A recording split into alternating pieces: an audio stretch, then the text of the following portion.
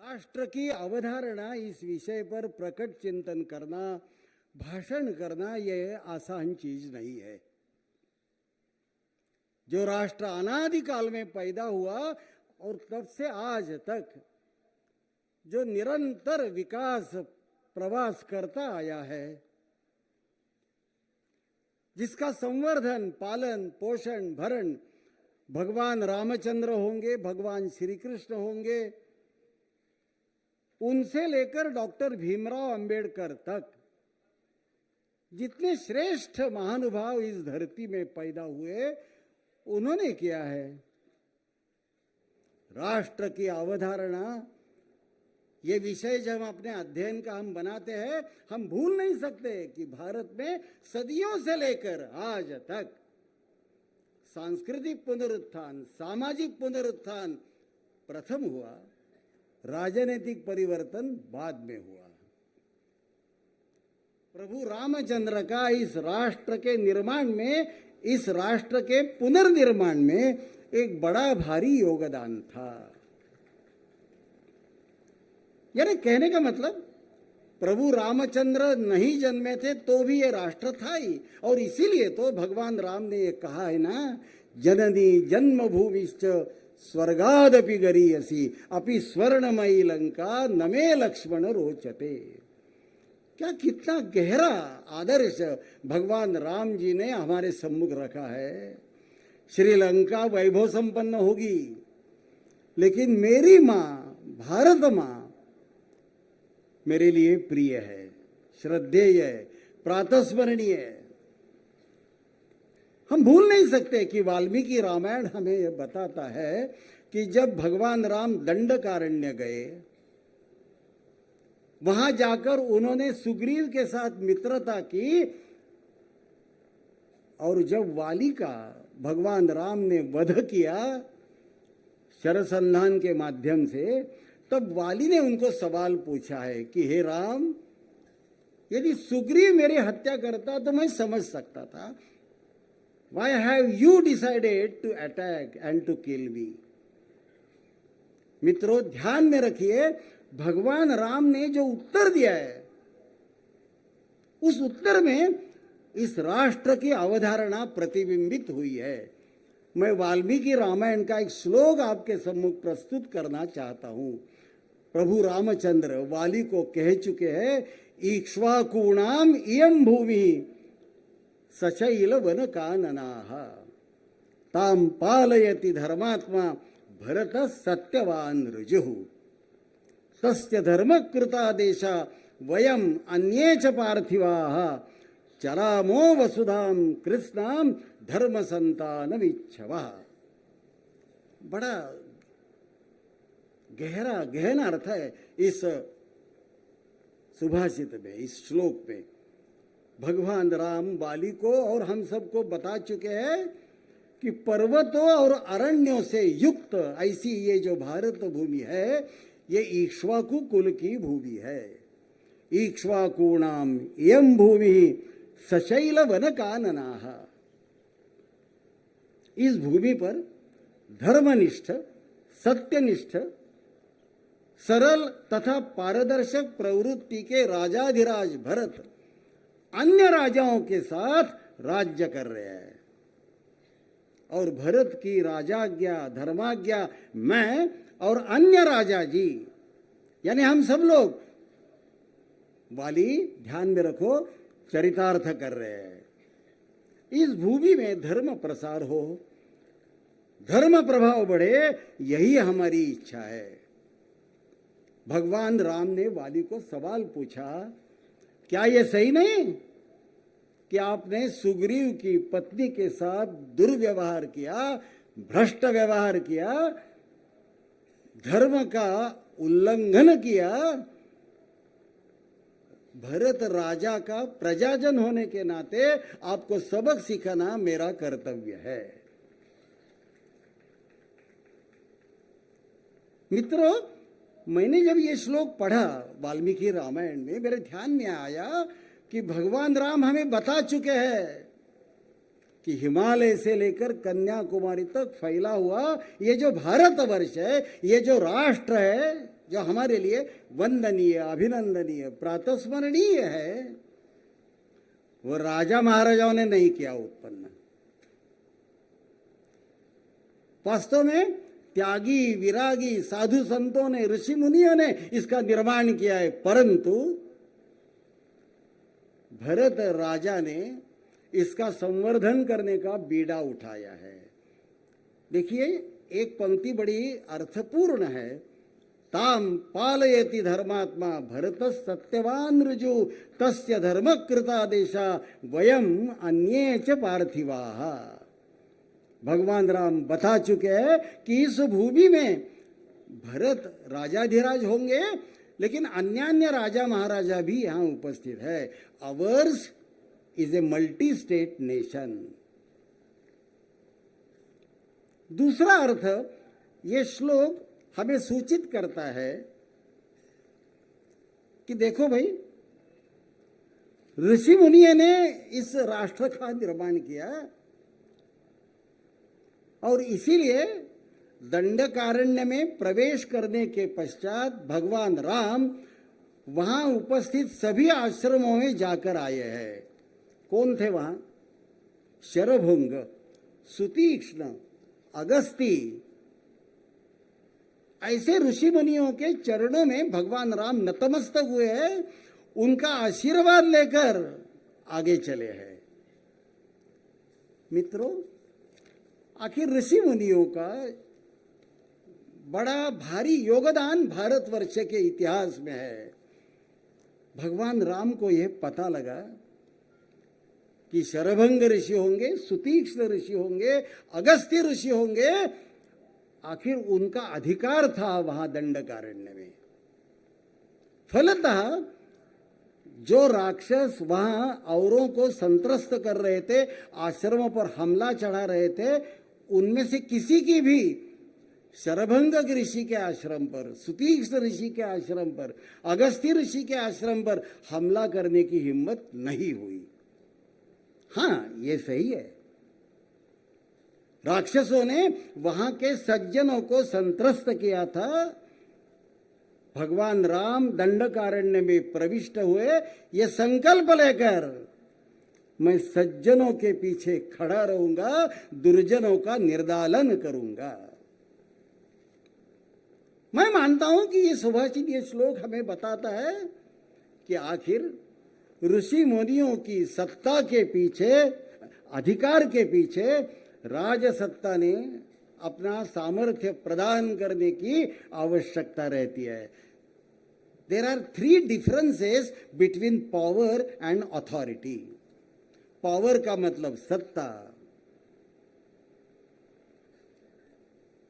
और अथॉरिटी का मतलब अधिकार।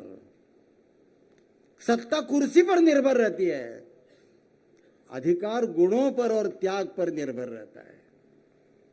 सत्ता पर प्रकाशी है, अधिकार स्वयं प्रकाशी है। सत्ता अल्पजीवी है, अधिकार चिरंजीवी है।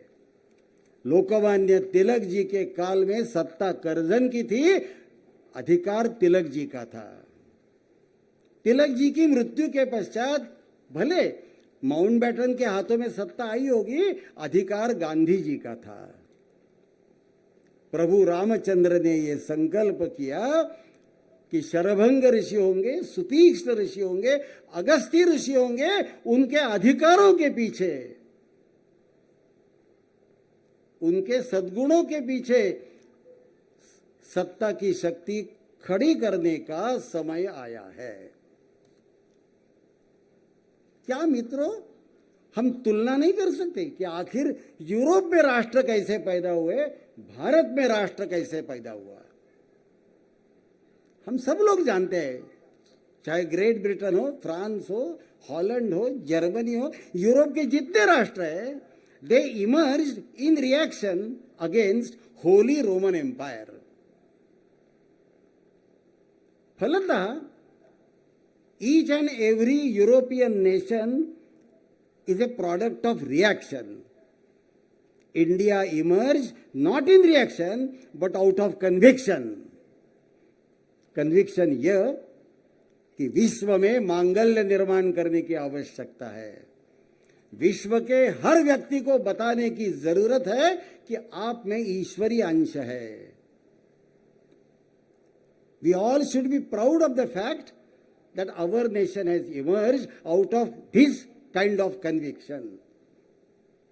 मित्रों, जहां तक यूरोप का सवाल है, क्या यह सही नहीं कि आखिर वहां वह सब राष्ट्र राज्य निर्मित होने के कारण आज भिन्न भिन्न संकटों से जूझ रहे हैं। था एक जमाना जब पश्चिम यूरोप, एशिया, अफ्रीका और लैटिन अमेरिका त्रिखंडों पर साम्राज्य करता था। आज यूरो अटलांटिक विश्व समाप्त होता जा रहा है। Indo Pacific world is emerging. Great Britain has practically become small England. European union का क्या हुआ?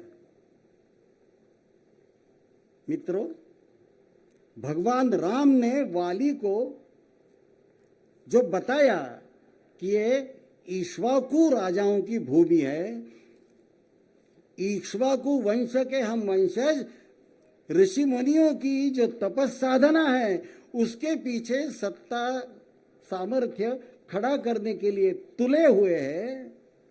मैंने सब कुछ तो बताया। जरा और गहराई में जाएंगे तो पता लगेगा कि आखिर भगवान राम ने उत्तर और दक्षिण दो दिशाओं को एकत्र किया। भगवान श्री कृष्ण ने पश्चिम और पूर्व इसमें एकात्मता उत्पन्न की। स्वामी विवेकानंद होंगे, स्वातंत्र्य वीर सावरकर होंगे, डॉक्टर राम मनोहर लोहिया होंगे, तीनों ने ये बात बताई है। अरे भाई, इंग्लैंड ने यहां आकर भारत को गुलाम बनाया, हॉलैंड ने इंडोनेशिया को गुलाम बनाया, छोटे से बेल्जियम ने अफ्रीका में बसे हुए कांगो को गुलाम बनाया। प्रभु राम अयोध्या से श्रीलंका की ओर गए। वाली का वध करने के पश्चात उस राज्य की चाबियां सुग्रीव के हाथ में दी। रावण की हत्या करने के पश्चात विभीषण को कहा कि आज से आप इस धरती के राजा हो। ये भारत की परंपरा है। यहां का राष्ट्र,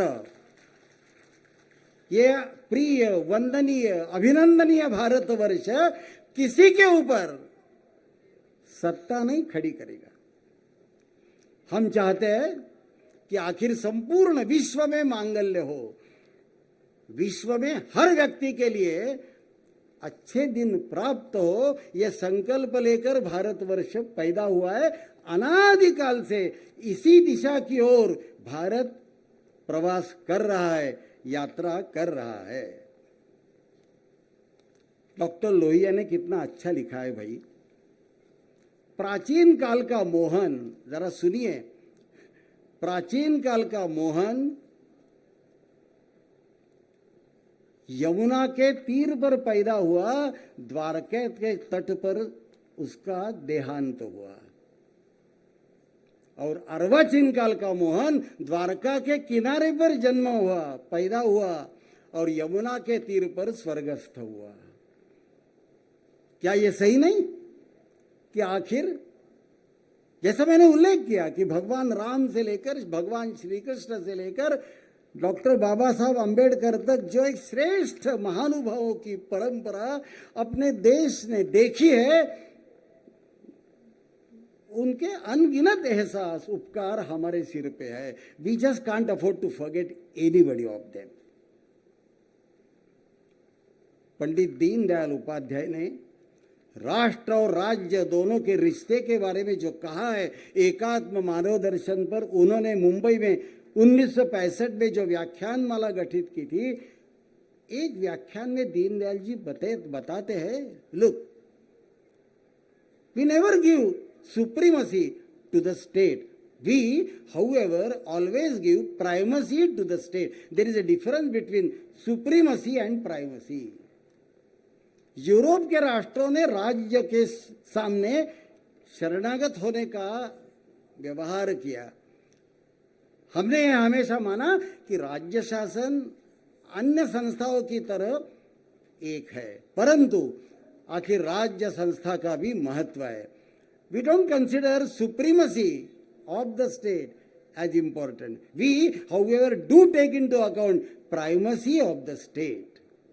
दीनदयाल जी ने कितने अच्छे शब्दों में यह बताया है कि आखिर दुर्भाग्य से 8वीं सदी में मोहम्मद बिन कासिम ने भारत पर जब हमला किया, तब से लेकर 1947 तक भारत परतंत्र रहा, गुलाम रहा. कारण आखिर राष्ट्र के इतिहास में राज्य संस्था की भी भूमिका रहती है. दुर्भाग्य से हम भूल गए. दीनदयाल जी कहते हैं, चाणक्य और चंद्रगुप्त, विद्यारण्य और हरिहर बुक्क, समर्थ रामदास और शिवाजी, ये जो महापुरुष भारत में पैदा हुए, हर एक का योगदान है. क्या ये सही नहीं कि आखिर सम्राट चंद्रगुप्त ने, विजयनगर के कृष्णदेव राय ने और शिवाजी महाराज ने हमें यह बताया कि आखिर राज्य संस्था का भी राष्ट्र के संरक्षण के लिए एक कुछ योगदान रहता है. राज्य का ये जो इस तरह से महत्व है, हम नजरअंदाज नहीं कर सकते. मित्रों, मैं जब सोचता हूं कि आखिर यूरोप में जो कुछ हुआ, भारत में अलग ढंग का इतिहास हमें नजर क्यों आता है? What has happened in the Soviet union? मैं सोवियत यूनियन में 2 साल रहा हूं, 5 दफा हो आया हूं. पिछले ही साल मैं जब गया था 2 दफा, मेरे ध्यान में आया कि देखिए 30 साल हो चुके हैं. It was in 1989 that the world witness the demolition of the Berlin wall. Berlin की दीवार ध्वस्त हुई, फलतः पूर्व जर्मनी और पश्चिम जर्मनी एक हुए. यह घटना मैं सामान्य नहीं मानता.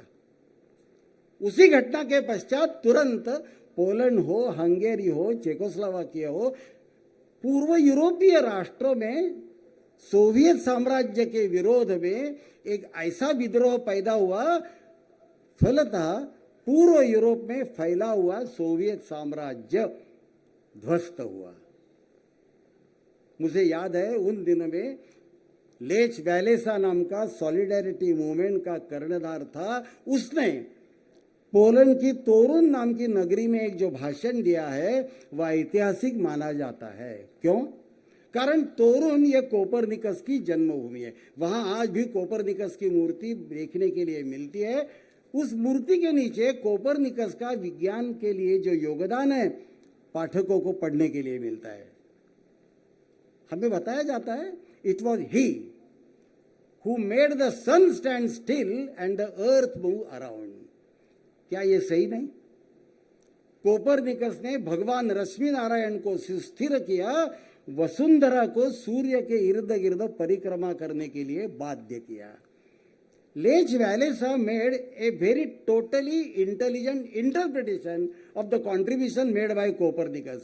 Walesa महोदय ने उस भाषण में कहा कि if Copernicus made the sun stand still and the earth move around, we, the workers of solidarity movement, have decided to make the society stand still and the party state move around.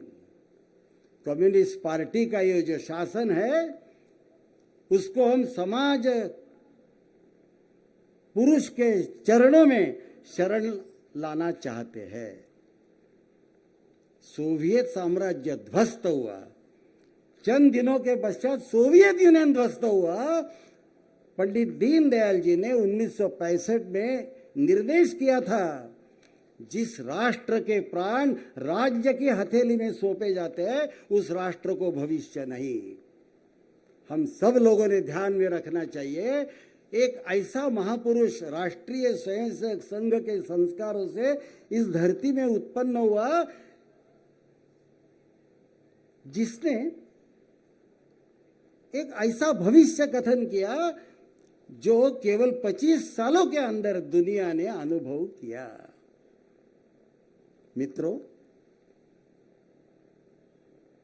1991 में Soviet union की कब्र पर एक दो नहीं 15 राष्ट्र पैदा हुए।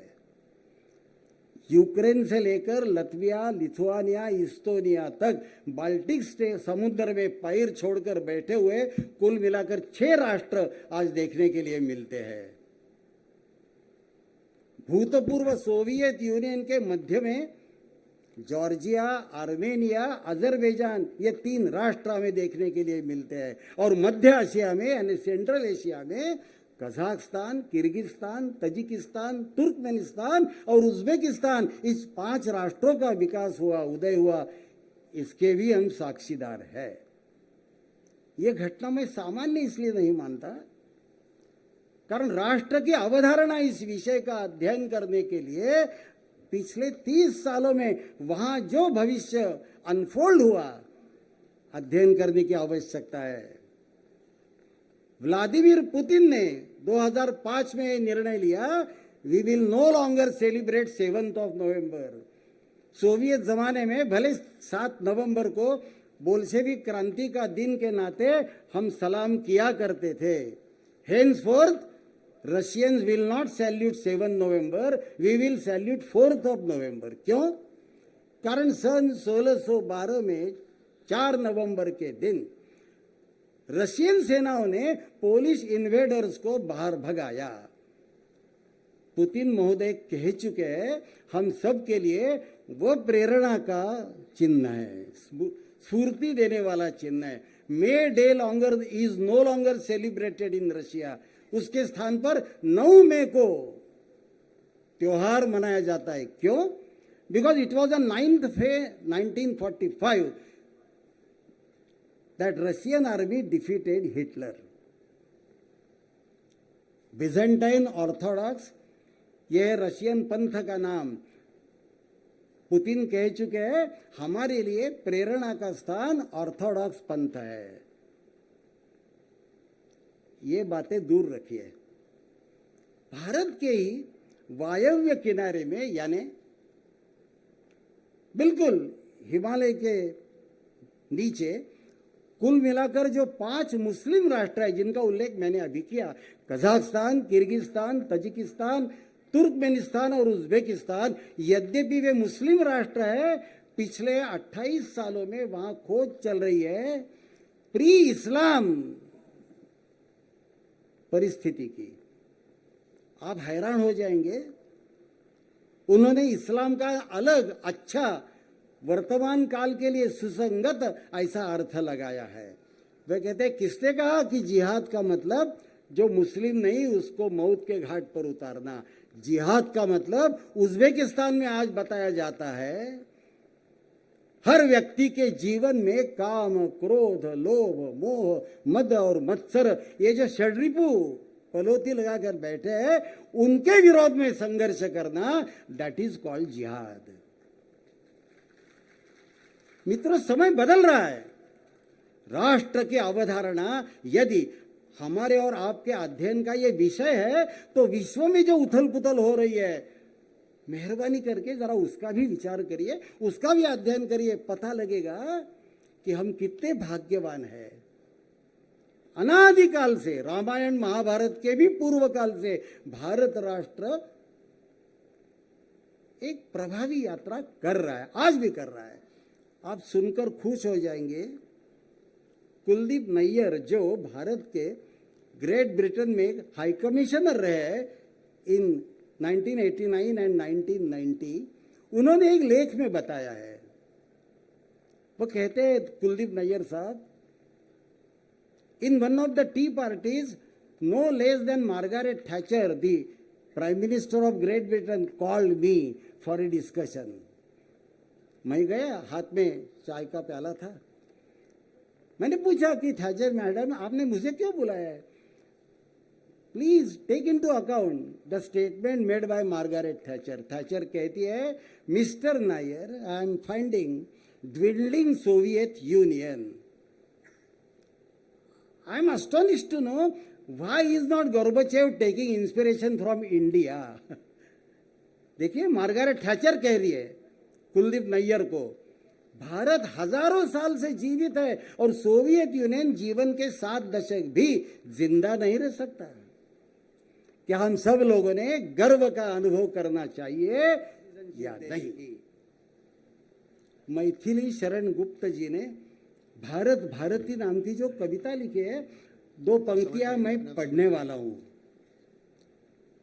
मैथिली शरण गुप्त कह रहे हैं, हिंदू तथा तुम सब चढ़े हो एक नौका पर यहाँ। मैथिली शरण ये हिंदी के कवि सम्राट अहिंदुओं को प्रार्थना कर रहे हैं। जरा फिर से सुनिए, हिंदू तथा तुम सब चढ़े हो एक नौका पर यहाँ, जो एक का होगा हित तो दूसरे का हित कहा। सप्रेम हिल मिल कर चलो, यात्रा सुखद होगी तभी। पीछे हो सो गया, अब सामने देखो सभी। भारत राष्ट्र सर्वसमावेशी राष्ट्र है। ये बहुविधता की पूजा करने वाला राष्ट्र है। एकम सत विप्रा बहुधा वदंती, यह प्राचीन वचन हमारे लिए प्रेरणा दे रहा है।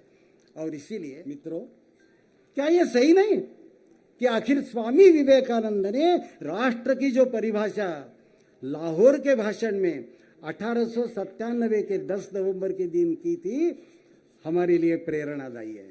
स्वामी जी कह चुके हैं, India is the union of those hearts which beat to the same spiritual tune.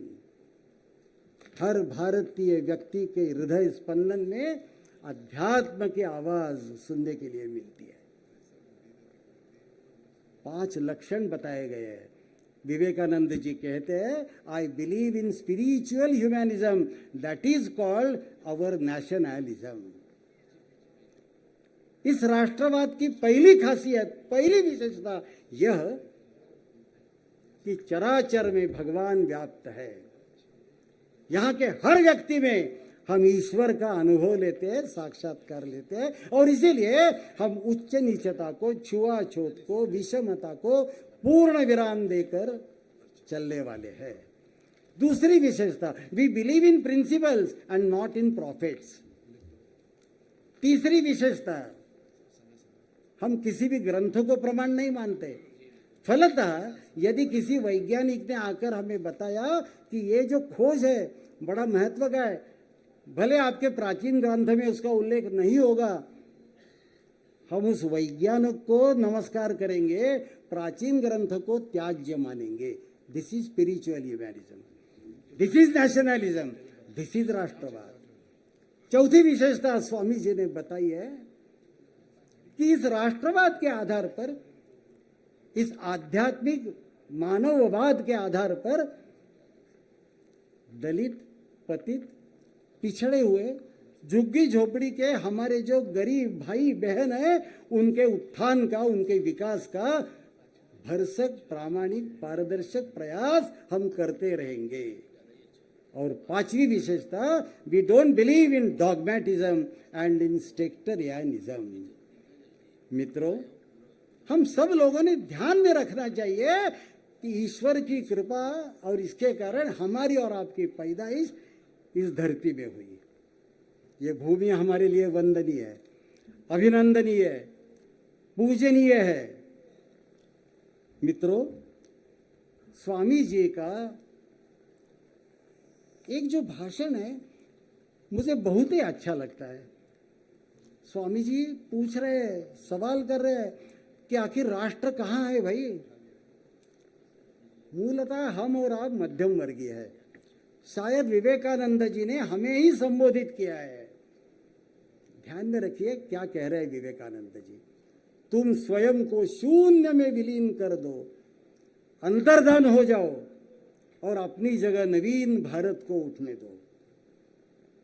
उसे उठने दो हल की मुठिया पकड़े किसानों के झोपड़ों से, मच्छियों, मोचियों और भंगियों के झोपड़ों से। उसे पसारी की दुकान में से प्रकट होने दो, कबाड़ियों की भट्टी में से प्रकट होने दो। उसे कल कारखानों, हाट बाजारों में से उदित होने दो। उसे वनों, उपवनों, गिरी पर्वतों में से निकलने दो।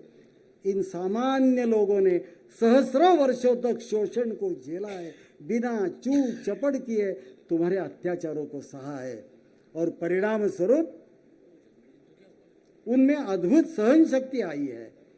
उन्होंने अनंत विपदाओं को सहा है, जिसने उन्हें अटूट जीवन शक्ति प्रदान की है। मुट्ठी भर अनाज पर जीवित रहकर वे समस्त संसार को उलट सकते हैं। उस दरिद्र नारायण की पूजा करो।